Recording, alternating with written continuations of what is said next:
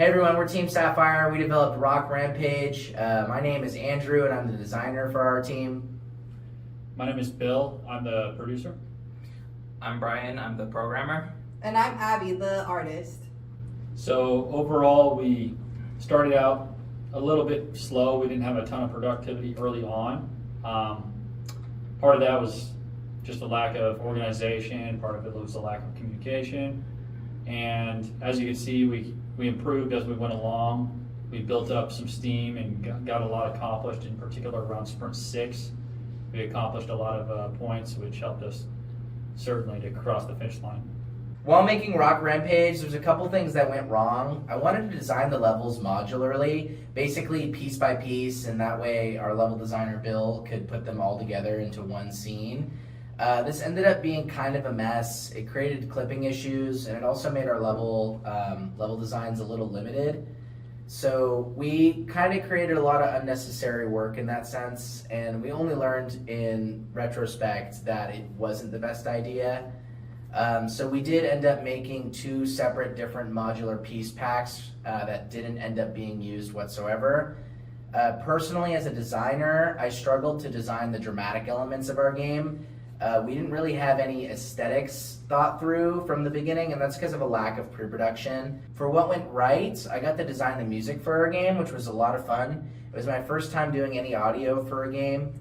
It was probably the most fun I've had in CAGD so far, and I think all the tracks I made went really well.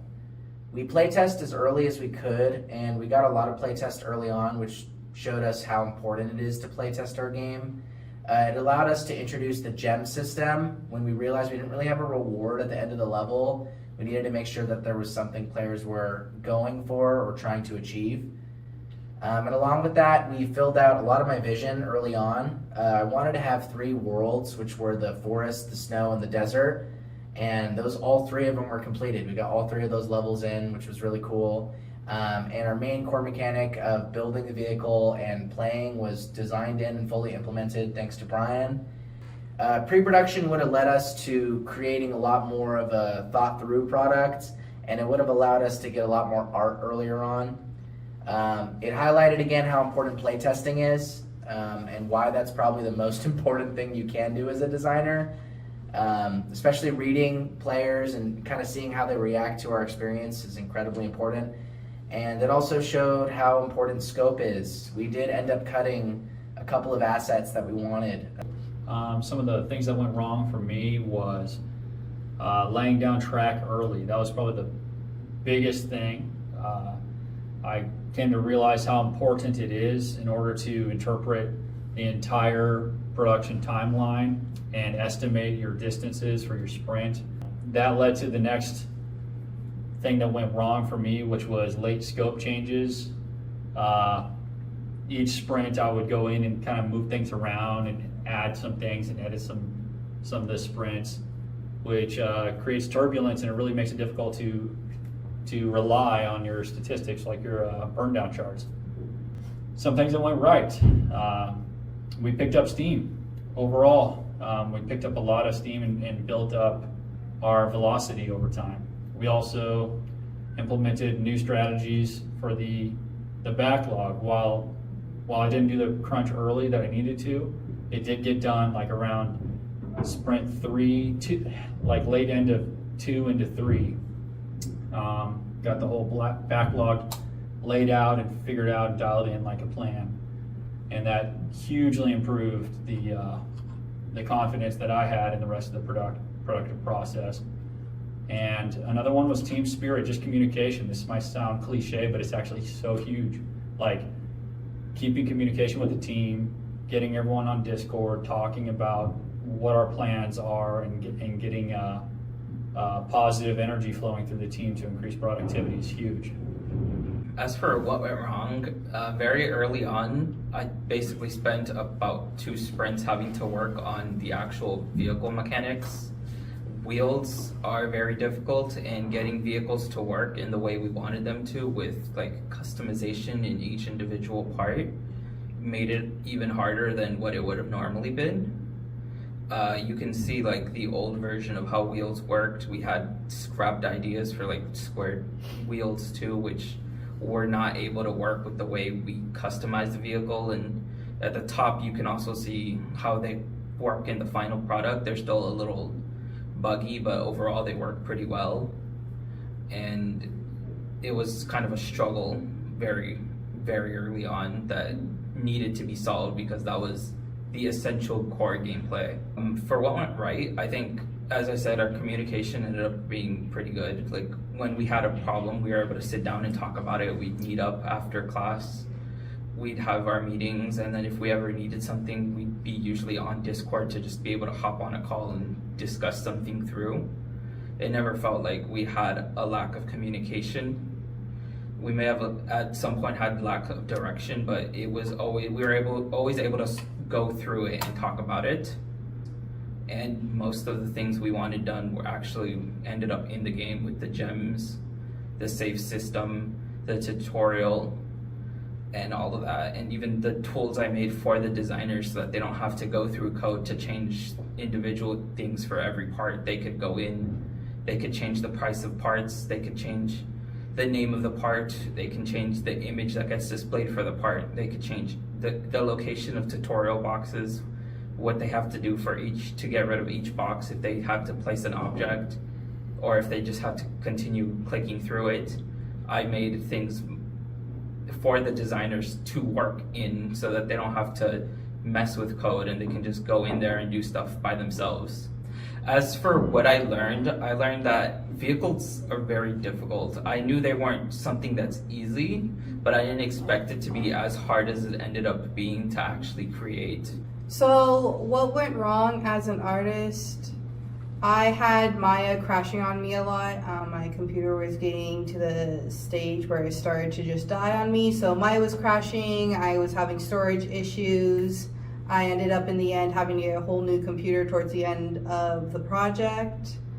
There was also just overall time management between work and school, and doing another big major project. It caused me to have burnout quite often that I had to push through. That was really rough, but I got through it. And then one of the things that I also struggled with the most was overthinking. I like to plan things out before I just go jump into them, and I would get trapped in thinking on how I should start or tackle a certain project or how I should make this certain art piece work. So that was something that I had to conquer, and I did. So what went right as a artist? All my sprite work was beautiful. I loved it. My modeling turned out really well. Same with my UVing and texturing, and my skyboxes were very cool. I was really proud of them. And organizing my files so that way my team could find what I made of the sprites or models was also really nice. And then what did I learn? I did learn better time management. I also learned to ask for help because I was having some issues with some of the modeling. I was having word endgons and issues. But overall organization could have been something we could have improved on. I wish we had time for pre-production. That would have made a much better product overall. And that would be something I would do differently in the future. I think it would have allowed me to create more of a unique visual aesthetic for the game. And along with that, we should be able to lay out sprints a lot earlier if we pre-pro'd. Yeah, laying out sprints is a big one. Got to make sure that the process is as organized as possible moving through, so that there's equal like time and effort put into every card. Every part of the game matters. So having an organized production process is super important, because things that are equally important otherwise will just be rushed, and then you'll be having little gaps in your game.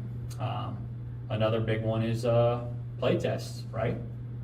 Playtests? Yep. Oh yeah. We do playtests very, what do you guys think? Like, I think I personally, I did like playtesting a lot. It's something I enjoyed doing. It was fun, especially later on when it was more complete. yeah. But as for playtesting outside, I don't know how much of that we got done. Definitely could have playtested outside of class more.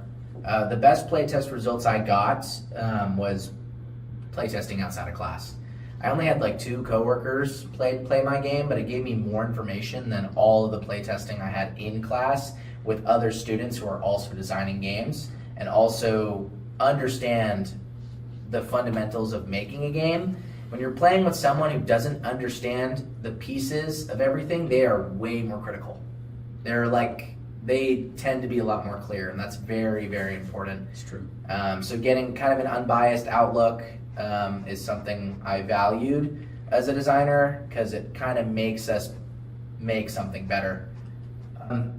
Meeting in person definitely is... Something we do again.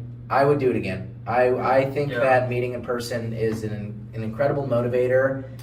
It brings teams together, it creates passion, and it drives ideas. It forces people to think outside of the box.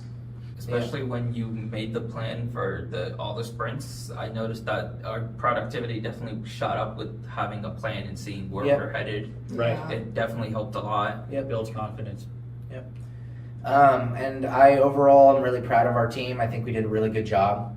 I'm happy to say that the game is finished because it just means that next time is going to be a lot better. It's all been a really good learning lesson for all of us.